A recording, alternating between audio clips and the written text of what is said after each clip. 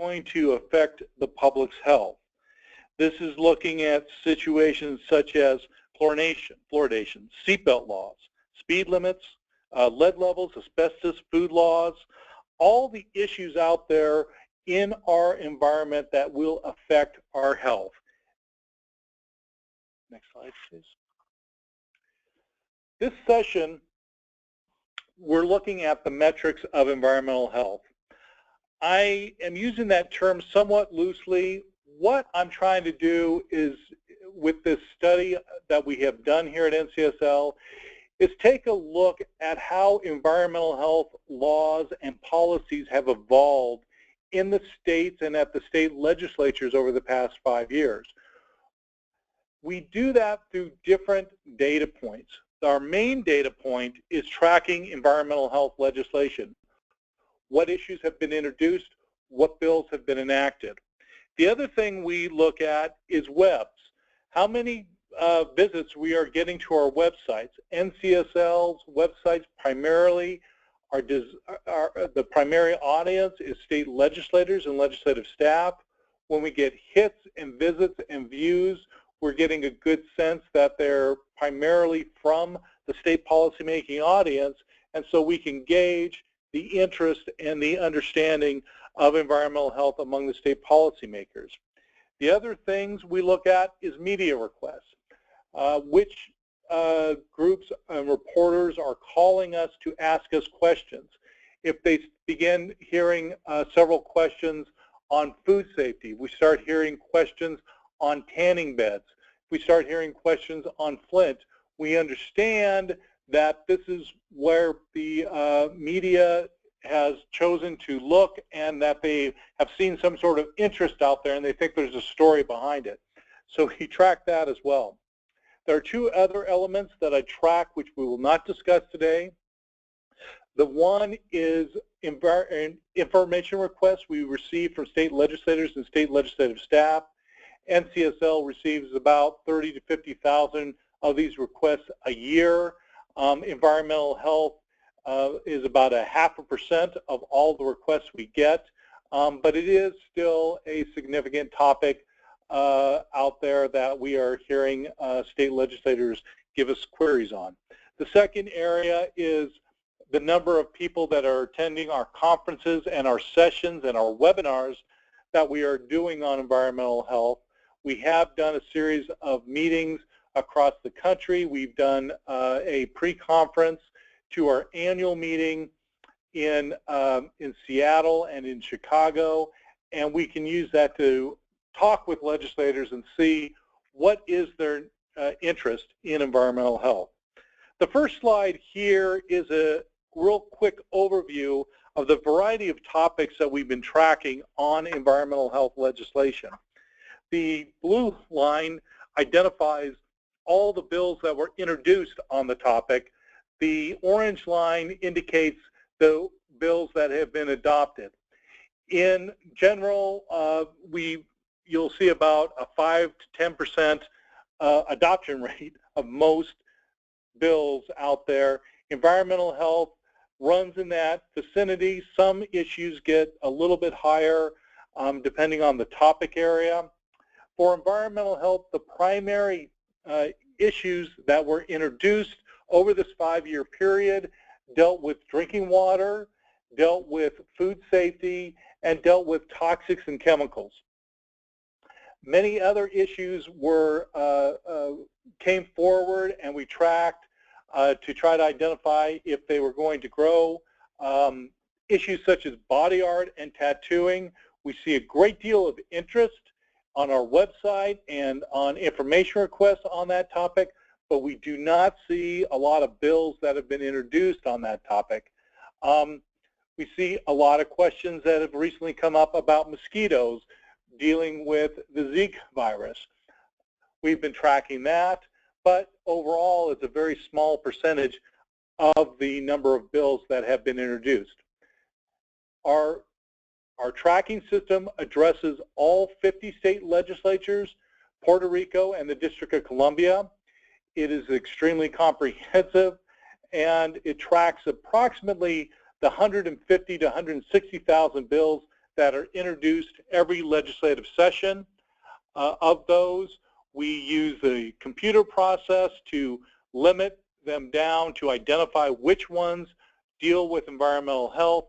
And from that, we personally screen all these bills to consider whether they fit within the environmental health topic area and that we want to track. Next slide, please. Certain states have been much more proactive on environmental health than others.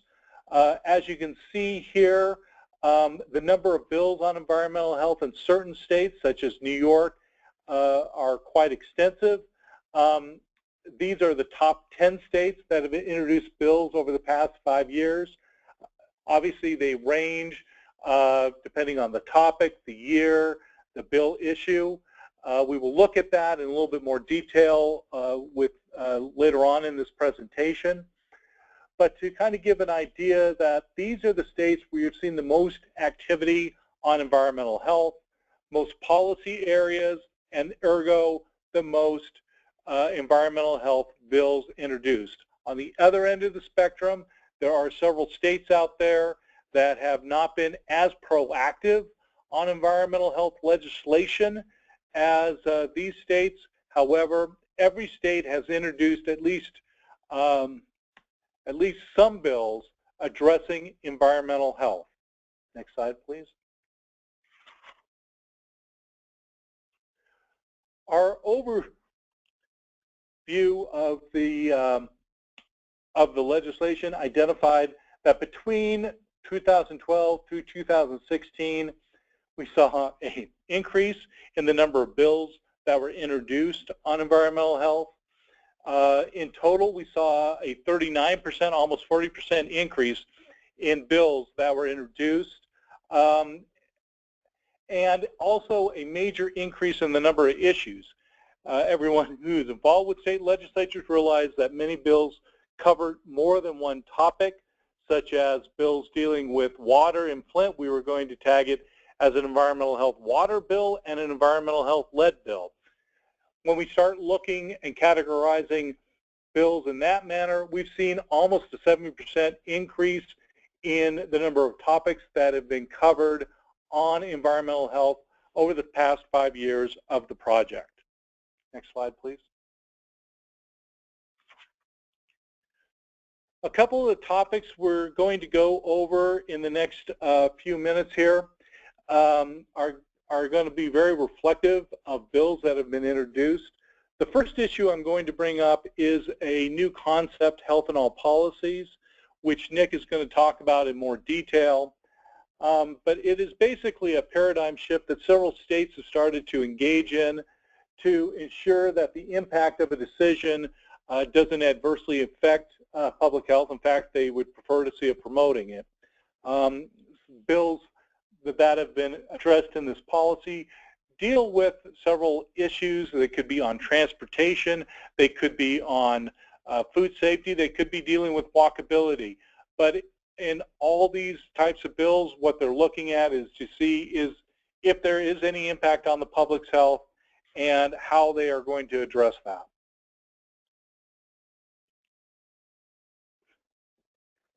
As you can see, we've seen about 7 bills over the past few years dealing with health in all policies. This is kind of showing about how an issue emerges. We'll see one state that has brought forth the issue, explored it, and has determined whether to move forward with it, or more likely has killed the bill. It probably is just too premature. But then if the issue keeps up, if we see the bill introduced again and again, or the topic introduced again and again, and in several states, we can start determining that we actually have a trend going on here. That is something we really need to keep our eyes open on and seeing if it's going to be important. In the states of California, Maryland, Illinois, and Vermont, they've all looked at health in all policies in a comprehensive sense. Several other states, including Massachusetts, West Virginia, Alaska, have looked at health impact assessments, which is a somewhat a component of health in all policies. so it's kind of showing that slowly this issue is starting to gain some traction in the legislatures, and this is an issue that states are looking towards to answer some of their environmental health problems. The first series of issues we're going to be dealing with are going to be looking at drinking water legislation. What I'm trying to do here, what we were looking over, was specifically legislation that dealt with drinking water, not water quality, or I'm sorry, access to water. We're not dealing with drought. We're not dealing with natural resources. These are bills that have addressed drinking water specifically. As you can see, they remained consistent until about 2015, and then in the past year we've seen a great spike in the number of bills dealing with drinking water and water safety. Most likely that's due to the water situation in Flint, which highlighted drinking water contamination, specifically lead, for policymakers. In 2012, we identified 110 bills regarding drinking water. By 2016, that grew to 369 bills related to drinking water.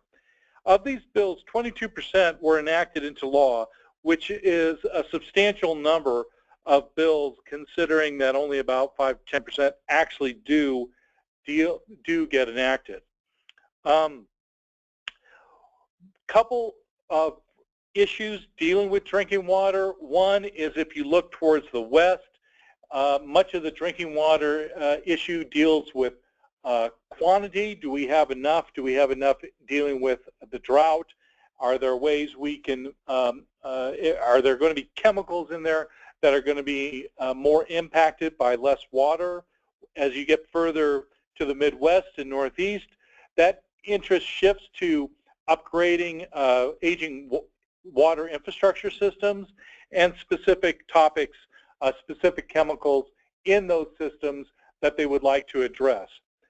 One of the more prominent issues we saw this year was drinking water in schools. We attribute that directly to Flint. A good example was Tennessee Senate Bill 2450, which was enacted in this year, which addresses the lead and copper content in public water systems.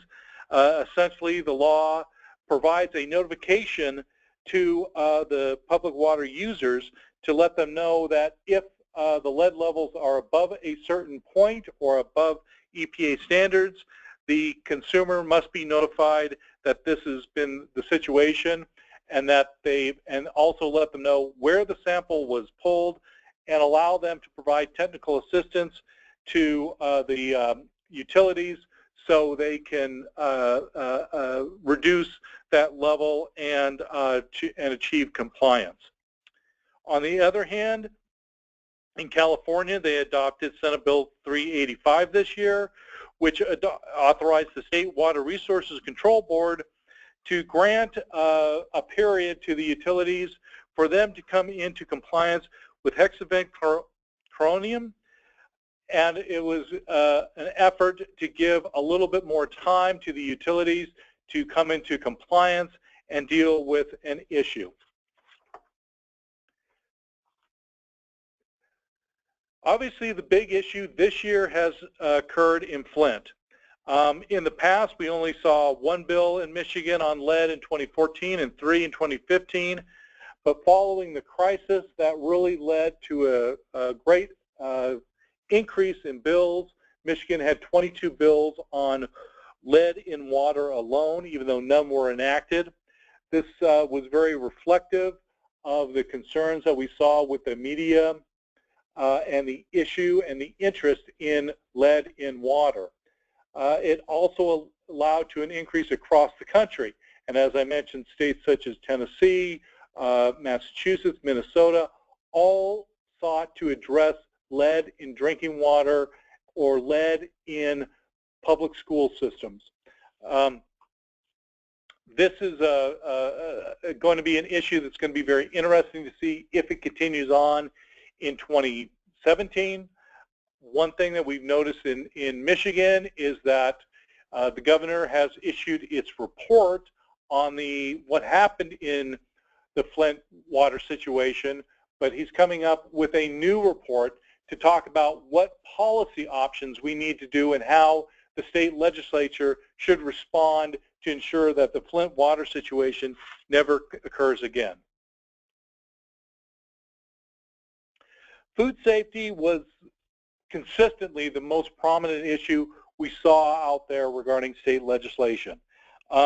These are issues that deal with not only specific food safety, but cottage food laws where a state may provide an exemption to a farmer's market or to a small producer of food from food safety requirements.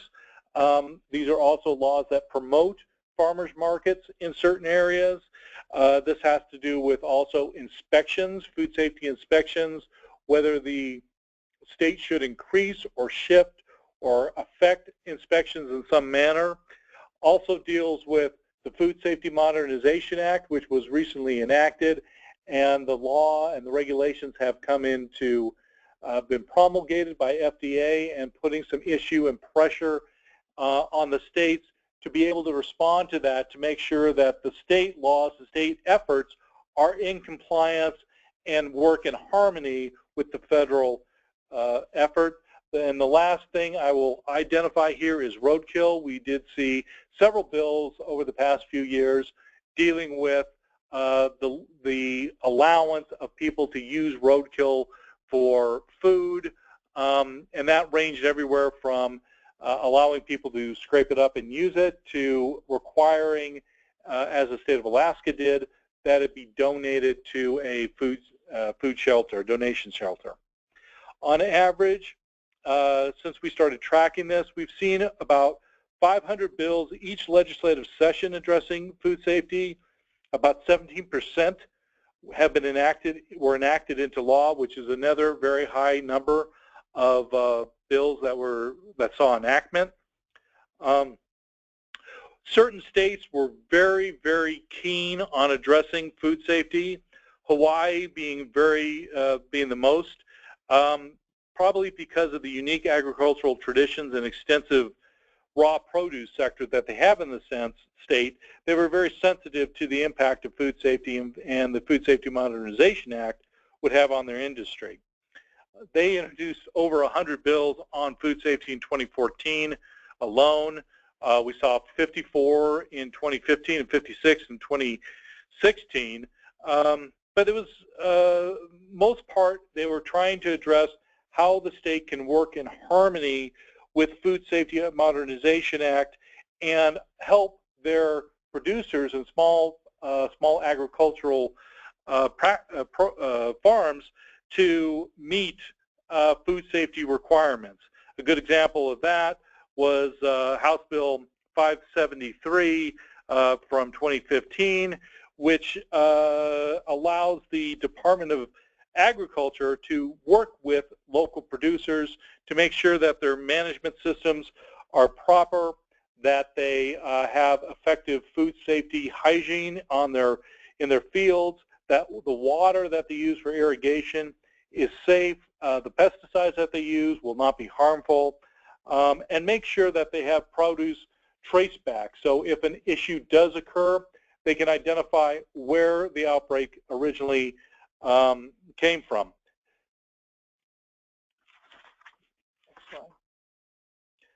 Another Hawaii bill I'll bring up is one that was passed this year, and specifically it talked about providing for a food safety certification program within the Department of Agriculture, which will match FSMA as it applies to farmers and ranchers, and providing with not only online classes, but a clearinghouse, so the state will be engaged in this issue. We've seen similar bills introduced in Idaho and Louisiana. States have gone from being very reluctant to addressing the Food Safety Modernization Act to the fact that they need to come into somewhat harmonization. I'm not going to say compliance, but really harmonization with the act, so their producers are not in a conflict between state requirements and federal requirements. Next issue I'm going to talk about is indoor air quality. This is talking about specific issues such as carbon monoxide detectors, radon in homes, mold, asbestos. All these issues were identified and have been responded to by the state legislatures. Since 2012, we've identified over 1,000 pieces of bills dealing with indoor air quality, but really we haven't had any one issue stand out. It is not like the Flint situation, where a situation occurred that got a lot of press that led to the legislature starting to really adopt several bills. This is a situation where over time bills were introduced and they have been looking at it. We are not seeing any federal push either. There's not a federal indoor air quality law that is requiring states to do something, such as the Food Safety Modernization Act. This is a situation where these are purely organic laws that have emerged.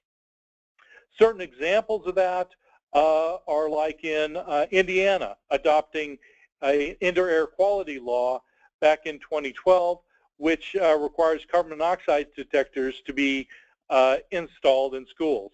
Other states such as Maine, Connecticut, California, Illinois, Maryland, and Colorado and Virginia, they put forth bills regarding carbon monoxide detectors as well, anywhere from requiring landlords to install them all the way to prohibiting tenants from removing them, which I guess is a big problem.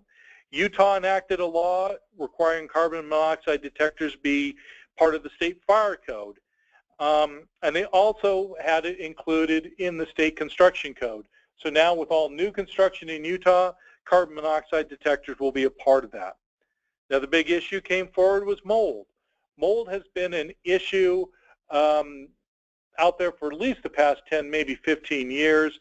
It keeps on getting more and more attention. States are learning different ways to respond to it.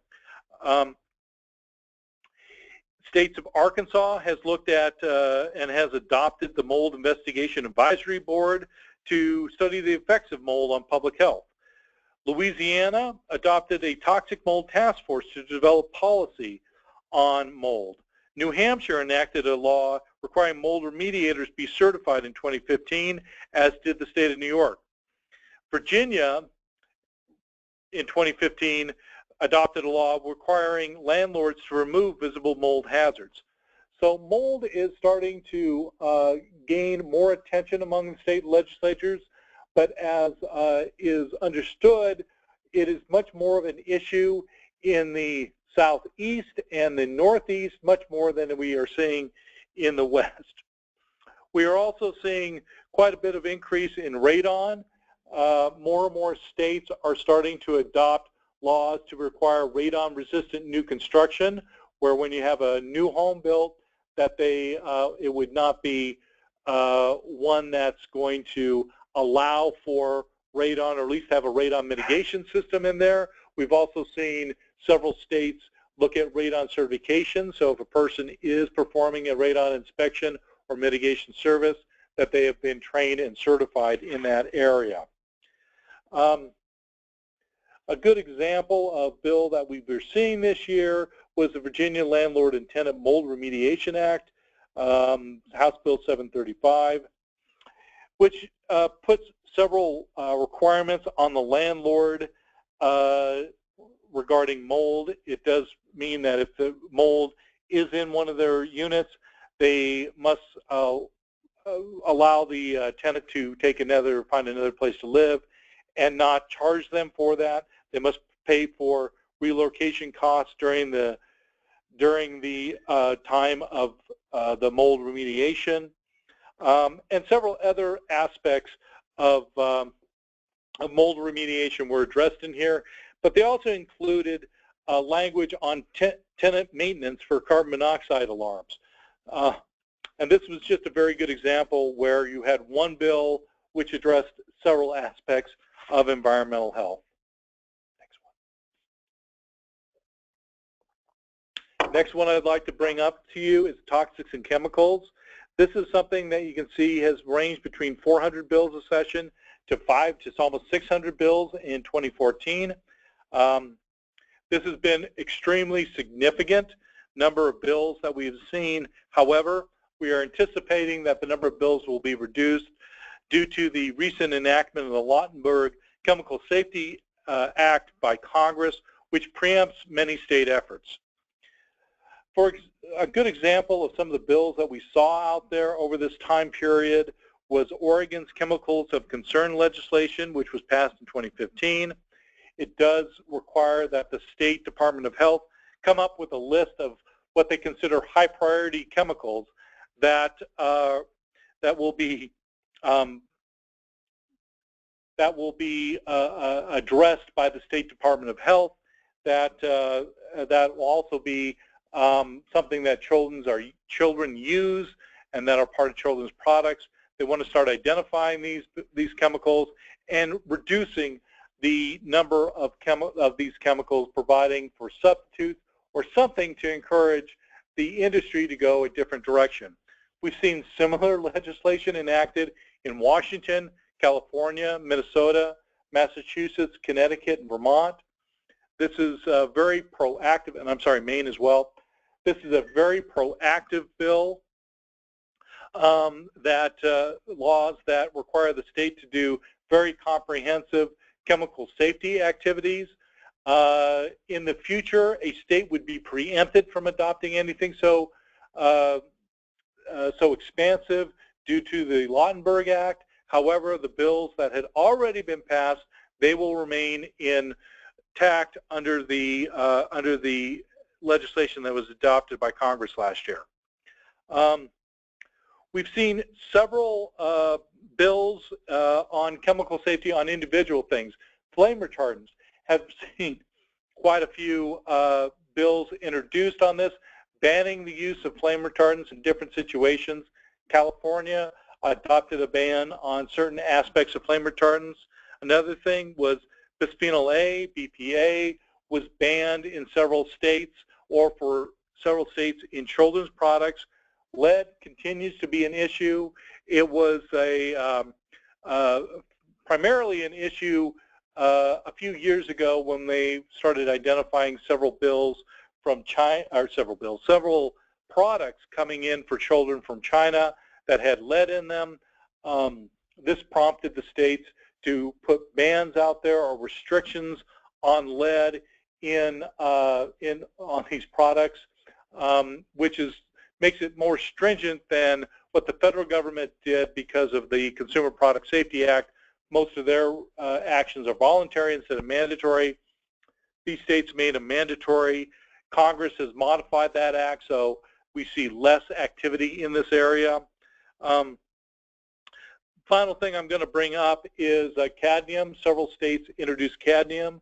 One state legislator in Illinois identified for me that he did not want to pass the ban on lead in children's products in the state because he feared that the substitute would be worse, and the substitute that came forward in most cases was cadmium, which he said forced him to introduce a bill to deal with cadmium in children's products. One of the really interesting issues that occurred over the past 5 years was the issue of microbeads. This was something that was not even on the radar screen in 2012 or in 2013. But in 2014, the issue really took off and we saw states starting to address it. Now, microbeads are these tiny plastic particles that were found in products such as toothpaste, shampoos, facial cleaners, but they were so small and they were so tiny that the water treatment systems weren't able to clean them out, and so therefore they ended up in waterways. So several states' legislatures started looking at this issue and started enacting and introducing and enacting bans. In 2013, as I mentioned, no bills were introduced on microbeads. By 2014, we saw 7 states introduced legislation on the issue, and in Illinois adopting a law. But by 2015, 47 bills were introduced in 25 states. 9 became signed into law, with California enacting AB 888 in October 2015. So all in all, in a 2-year period, we saw 30 states introduce legislation on microbeads. What this led to, though, was for Congress to look at the issue, and they chose to ban microbeads nationwide so there wouldn't be a mishmash out there of state laws. And with the adoption of that law, the Congressional Act, it did make all the state laws moot. So microbeads are no longer an issue, even though they were quite a big issue for about 2 years. Water and wastewater bills, these were laws that addressed water issues, water sanitation issues, but not drinking water. We separated those issues out. And as you can see, in general, we get about 200 to 300 bills a year on this. In 2012 and 2013, we weren't as proactively addressing and looking at this legislation, but after 2014, we started looking at it much greater effort. In 2014, for example, we saw 335 bills, 209 in 2015, and 253 in 2016, and about 26% of these bills, about a quarter of all the bills that were introduced were enacted. Now we're dealing with things such as water sanitation, individual cesspools, septic systems, gray water reuse, where a person that has the water that has been discharged into some sort of system, can we reuse it for other purposes such as within the toilet bowl or on landscaping. Swimming pools. There are great issues out there regarding swimming pools. Many of the codes regarding swimming pools were adopted over 30 years ago. Some have not been updated in the past 30 to 40 years. So that has led to several states starting to look at this. One of the more interesting bills that I'll highlight was in response to the Toledo water contamination situation, where 400 people lost their water for several days, having to do with nitrates that was being pulled in from their water supply in Lake Erie. This led Ohio to enact Senate Bill 1 in 2015, which prohibited the application of fertilizer manure in the western basin of Lake Erie during certain weather conditions and providing for certification for people who are using manure or addressing applying manure on farmland from concentrated animal feeding operations. This led to a very comprehensive response to a very serious situation. We are seeing more and more situations out there on both drinking water and wastewater, as been the example of what happened in Toledo, what happened in Charleston, West Virginia, what happened in Flint, and now situations in both Houston and in Des Moines. And I'll pass over this one fairly quickly, but this in Hawaii is a very good example of the problems that they're seeing with cesspools. Many people, they said over 90,000 homes are not connected to a sewer line on the island of Oahu in the state of Hawaii, and this is leading to a lot of raw sewage leaching into the lagoons and killing off the wildlife. So they have been forced to start addressing such issues. These are very comprehensive and very difficult issues to deal with because requiring a homeowner to get on a install a septic system or a cesspool system is extremely expensive. I'd like to step away from the legislation and just spend a few minutes on environmental health pages and media contacts.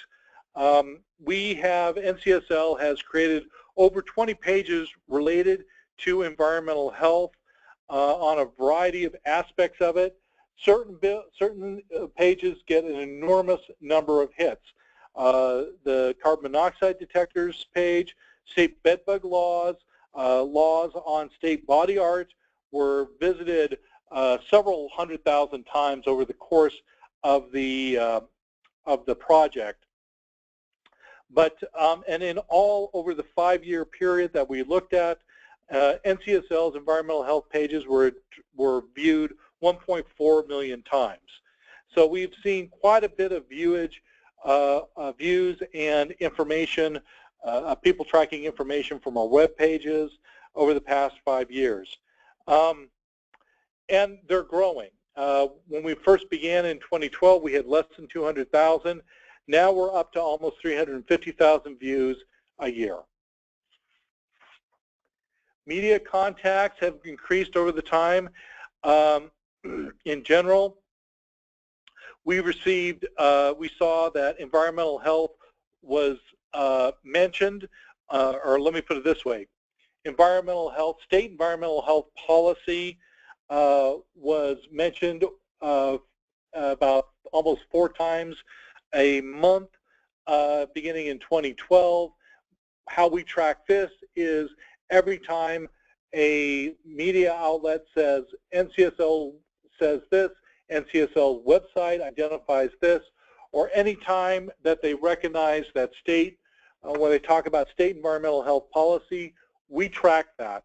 And we've seen an increase over the past 5 years, and we've also seen our research identified in several major publications listed below, but we've also seen quite a bit listed in smaller markets depending on what the issue is. It gives us a very good overview to identify that environmental health concerns are growing in the states. This slide here, it gives an idea of what we were seeing in 2012 versus 2015. In 2012, we saw a lot of questions on chemical safety laws, GMO labeling, cottage food laws, and pool inspections. By 2015, that had changed to more microbeads. There was a lot of interest in TSCA reform, which led to the Lautenberg Act, carbon monoxide detectors, and lead poisoning in water. Next slide. With that, I'm going to hold off on questions till we have a chance for Nick to speak, but that gives you a quick overview of how we've seen environmental health grow and advance and change over the past 5 years at NCSL. Now with that, I'm going to turn it over to Nick Porter from the Association of State and Territorial Health Officials, who will talk about health and all policies. Nick? Thanks, Doug. And I just want to thank NCSL for having us on this webinar and for everyone participating in this webinar. So as Doug said, my name is Nicholas Porter. I'm an environmental health analyst at the Association of State and Territorial Health Officials, otherwise known as ASTO.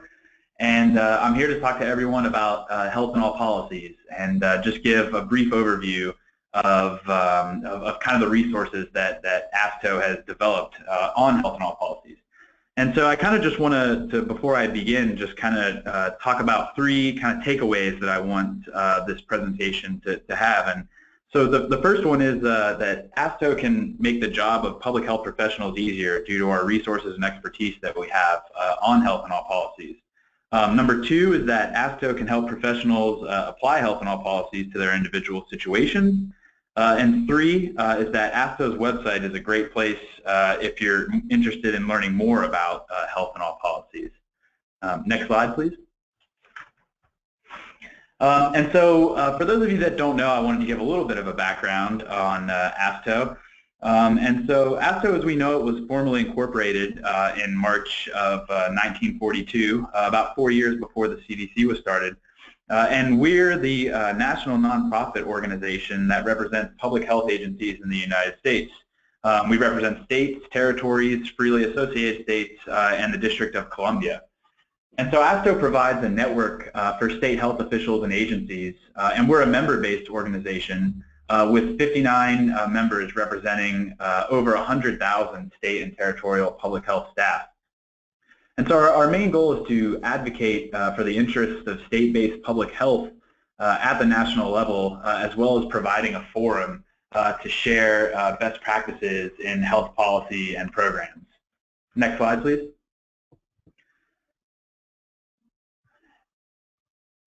And so in thinking about this health in all policies kind of idea and initiative, it was kind of brought out of these three statements here, and you know, the idea that health is determined a lot of times by factors that are outside of healthcare and public health. You know, just because we're talking about health, you know, in a policy doesn't necessarily mean that those factors that determine the health are in healthcare or public health. And a lot of times these are complex problems that really can't be solved by health agencies alone. You know, it almost calls for cross-sectoral collaboration between agencies and government. And also, you know, it comes out of a demand for greater efficiency and accountability in government agencies, especially as resources dwindle. Next slide, please. And so here at ASTO, you know, we think that state and territorial health agencies have a major role to play in the health in all policies movement. State and territorial health agencies are the primary protectors and promoters of basic environmental health services to communities, including protecting food and water, preparing for climate change, and promoting safe and healthy physical environments. And so this is just on this slide a preliminary list of methods for state and territorial health agencies to implement health in all policies. And we've kind of identified these through interviews with various partners. And so, you know, in terms of policy or legislative approaches, these may include states completing policy analysis with a health lens or pursuing state-level health in all policies legislation. Health agencies are also uniquely qualified to provide training and technical assistance in health concepts, tools, or metrics to their own staff or staff in other sectors. They can develop data systems, metrics, or indicators to track determinants of health in partnership with other sectors.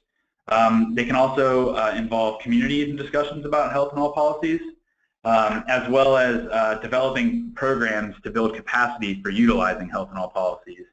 And one of those tools that is normally used in health in all policies is a health impact assessment. And you know, while health impact assessments are considered one tool for accomplishing health in all policies initiatives, some of the best examples of health in all policies are built on prior successes with health impact assessment. And finally, collaboration is really the underlying foundation for success in all of these approaches. States and locals should really encourage staff and leadership to seek collaborative opportunities with other sectors whenever possible. Next slide, please. And so, you know, in recognizing that, ASTO, through a grant from CDC's National Center for Environmental Health, began working on health in all policies in 2011. And the goal of this work was really to educate and empower state and territorial health leadership in promoting health in all policy activities. And so to this end, you know, in 2012, we convened a steering committee at our office here in Arlington, Virginia, to really kind of come up with a clear definition of what health in all policies is, as well as sharing state and local success stories and gathering health in all policies implementation strategies to disseminate with their peers. And so a lot of these strategies that we collected and were, you know, and disseminated were organized into a framework, which I'll talk about later on. We've also developed sector-based policy guides that are on our website, as well as a position statement. We also have individual success stories, state success stories for health in all policies. We've done policy tracking and have developed a national prevention strategy toolkit for health in all policies. And we also have a variety of webinars on our website that have the main focus of health in all policies. Next slide, please. And so with the steering committee that I talked about in the previous slide, this is the definition for health in all policies that they came up with. And it is a collaborative approach that really integrates and articulates health considerations into policymaking across sectors and at all levels to improve the health of all communities and people. And you know, this definition is very similar to the definition that Doug gave earlier on in the presentation. Next slide, please. And so through all of this, through all of these resources that we've developed and work that we've put into Health in All Policies initiative, we found that there are some promising strategies and kind of the best practices when it comes to collaborative approaches with other agencies and sectors. And so on this slide you can see those, and you know, whenever you're talking about having cross-sectoral collaboration, you really want to make sure that you state your goals up front. You want to make sure that those goals are clearly identified in the beginning.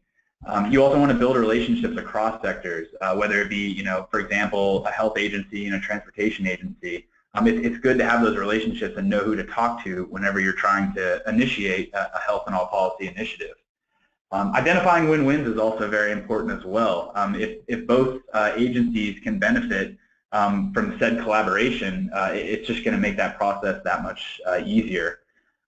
It's also really important to involve communities, mainly because they're going to be the people that your policy or program or initiative is ultimately going to affect. And making sure that you have adequate resources and funding for staff that are working on these Health in All Policy initiatives. It's also important to define benchmarks and evaluate those benchmarks, especially when you're talking about health-based benchmarks. You want to have this in place so that you can really evaluate how your program, initiative, or policy is having an effect and kind of change it and make it better over time. It's also really important to identify champions and at all levels, as well as getting leadership on board early on. With those champions and leadership on board, it's just going to make that process of starting your start that conversation of health and all policies that much easier. Next slide, please. And so now I just want to talk a little bit about our policy guides that we have on our website. And so these are our sector-based approaches to health and all policies. And on this slide, you can see a screenshot from one of our documents that we have on there that talks about you know, implementation strategies for health and all policies initiatives. And it gives a good overview of what health and all policy is, as well as useful ways for collaboration and assessment of health and all policies initiatives, programs, and policies. The next slide, please. And so our first set of you know, cross-sectoral policy guides is our transportation policy guides. And so we developed these series of transportation, land use, and community design evidence-based policy guides. And they were really developed using multiple resources, you know, from credible sources that catalog policies linking transportation and health. And so on this slide, you can see each one of these has a document that kind of talks about the specific topic, whether it be improving access to public transportation, improving public transportation quality, you know, whatever you see here is kind of how, you know, the resources we have online. Next slide, please. Okay, and we also have food sector policy guides online as well, and so this really brings together, you know, food safety, food defense, and health, and they aim to showcase state and federal programs, initiatives, and policies that really exemplify these fruitful cross-sector partnerships and improve our overall food safety system.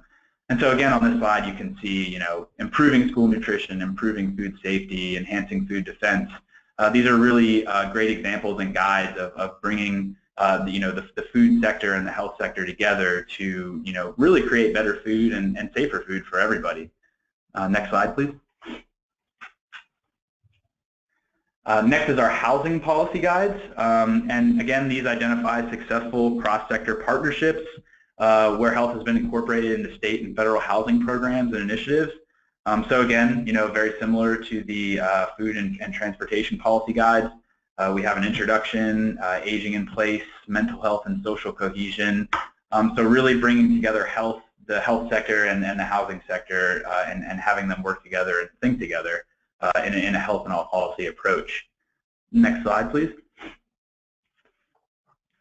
And our last set of policy guides is related to the water sector, and there are water policy guides. And so again, these identify federal, state, and local programs that have successfully incorporated this health and all policy approach to improve water quality and quantity.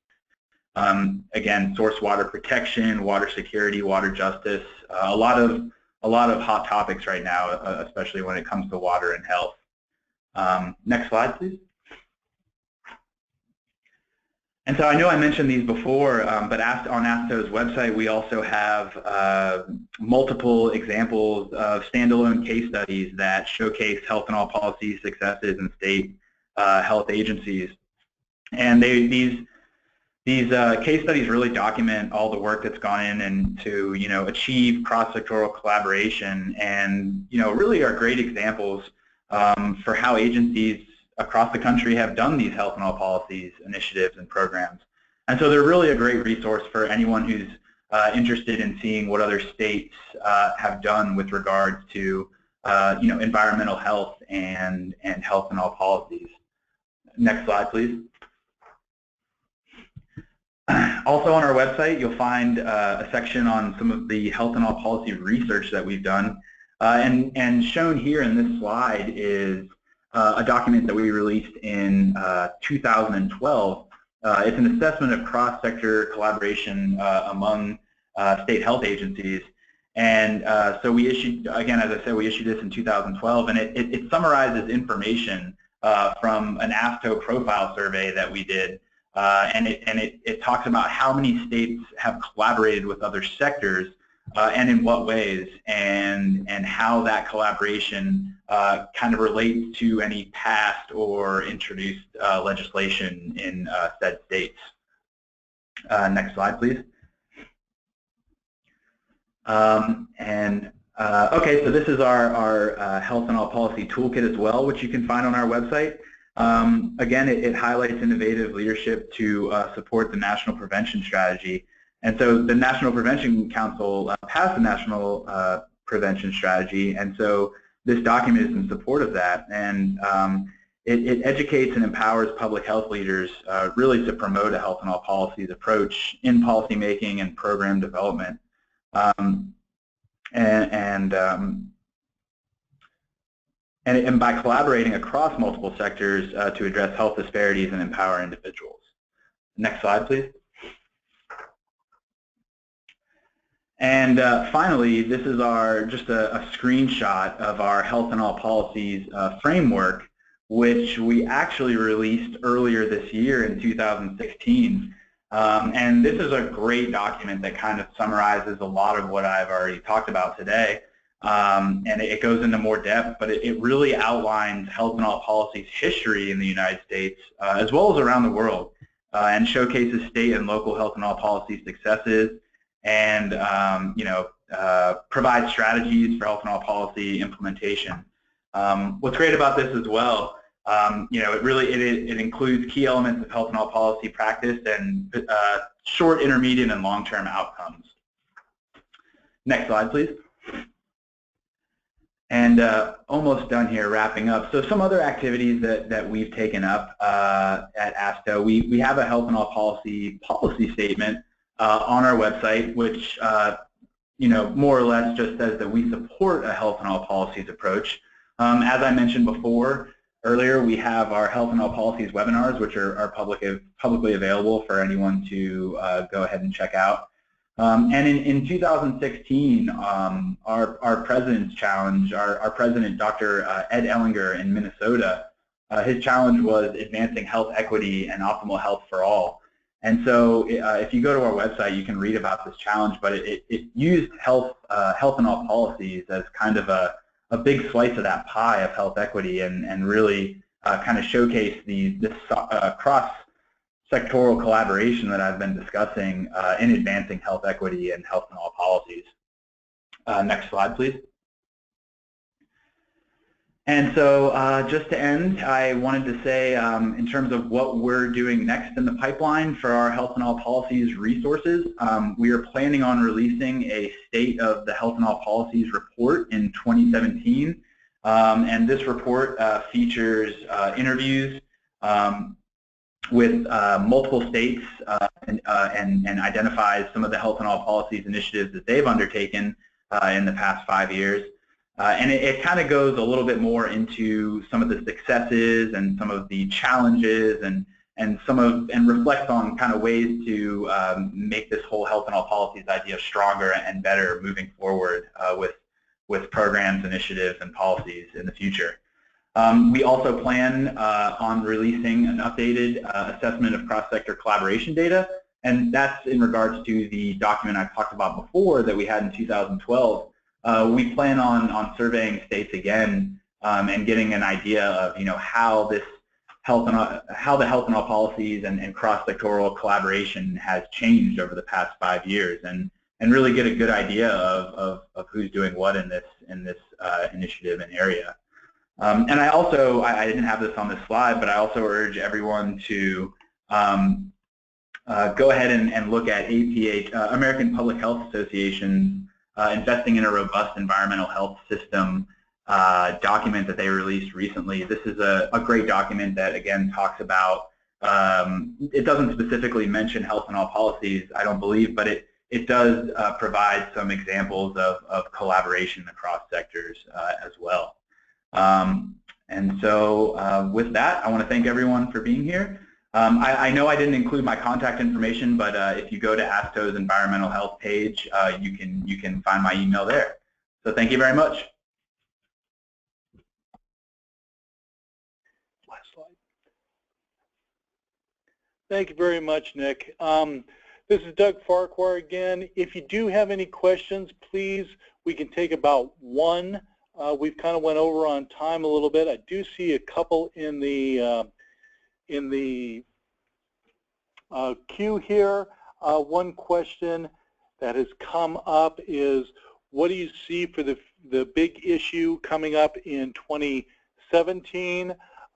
Even though I am not someone who predicts what's going to come up, the big issue we have seen in the state legislatures has to do with drinking water and water quality. I would say would be our big issue coming up in 2017.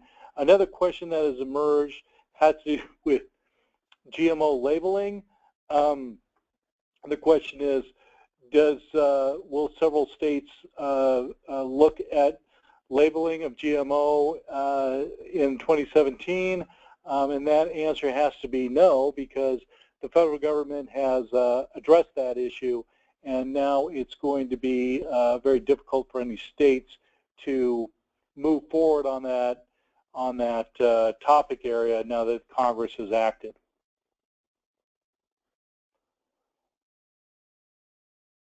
And with that, I'm going to put a thank you out there to Nick for speaking with us today, and for everybody who's stuck with us over the past hour. Again, this is Doug Farquhar with the National Conference of State Legislatures, wishing you all a very good day.